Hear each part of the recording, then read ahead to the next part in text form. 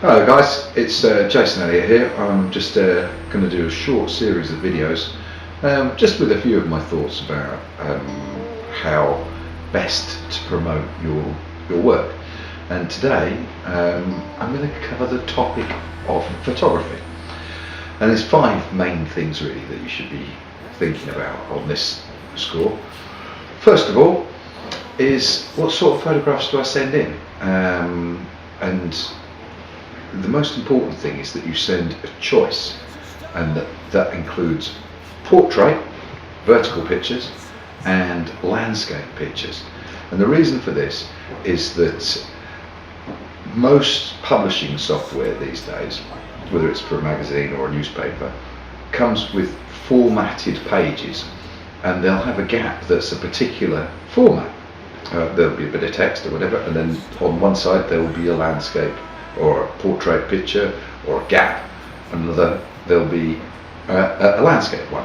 So you do need to make sure that you send editors of any publication, and this also applies to promoters. You know, if you're sending stuff in for posters or for brochures or anything like that, make sure that they've got a choice so that they can always fit something in, because otherwise if the people then have to crop stuff, they don't like it. You need to make stuff as easy as possible. So that's the first thing. The second thing is those black and white photographs that you've got. They look really cool, they look really arty, but please do not send them to a publication. Most publications these days are full colour, and if you have a black and white image in there, they might use it if they've got nothing else, but it will make the whole page look wrong. If everything else on that page is black and white, or you know, there's a particular need for a black and white image, then the publishers themselves could do that. Only ever really send colour photographs in, because you know, otherwise you run the risk that it doesn't get published. Black and white stuff's absolutely superb for posters, album covers, those kind of things, but not for publication, not for press.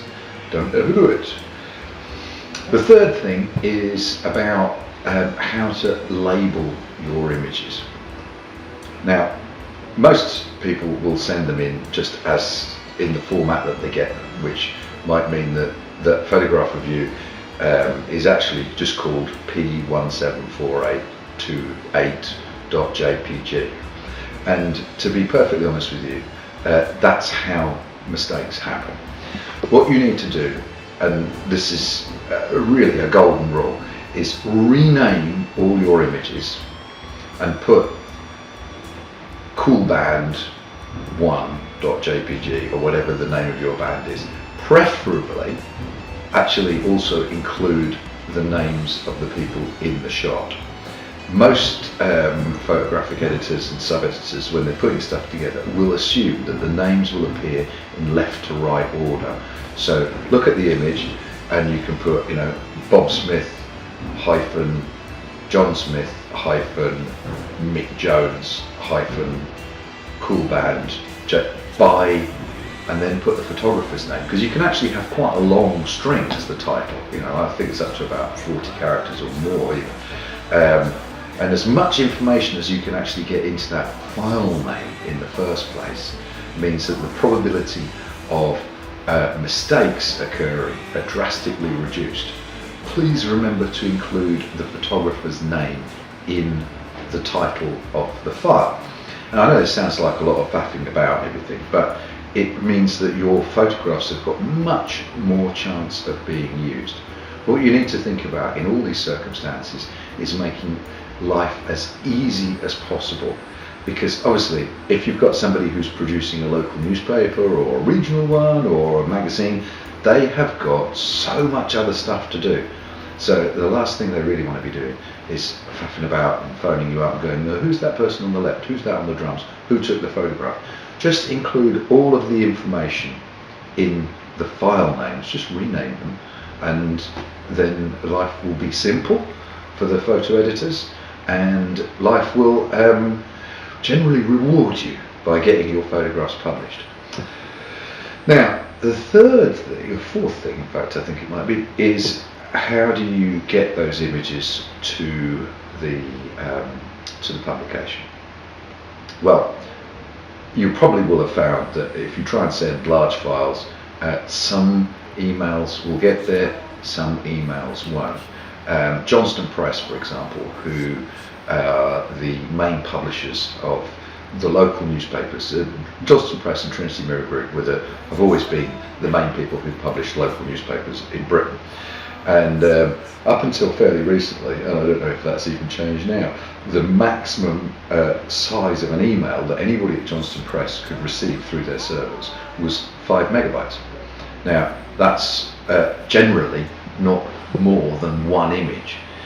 So what I would suggest you do is you put them into either a Dropbox folder or a Google Store folder or something like that where they're online and you've got a reasonable selection, and then you just send in your email the actual link to that, because people don't like having all that stuff clogging up their inbox, because it just means it sits on their computer and will, and just generally clogs it up.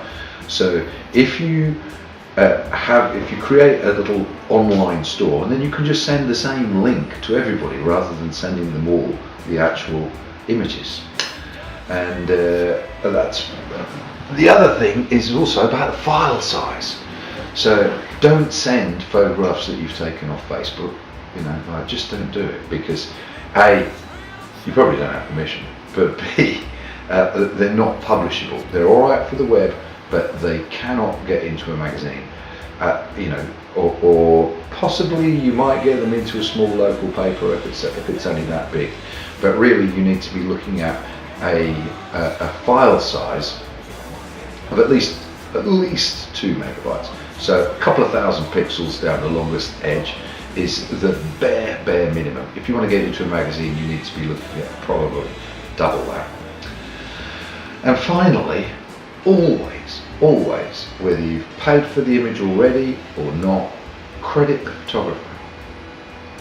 Please credit the photographers, because generally the good etiquette and the good practice with most publications that have been around for a while is that they'll want to know who the photographer is. There might not be any money involved in it, but do that right, and then the photographers will also appreciate it from you, because they like to see their names in print, same as you like to see your photograph in print, and they're much more likely to go that extra mile and take a better photograph of you and spend more time editing it and getting it just right if you actually remember to include them in that information that you then pass on to the publication.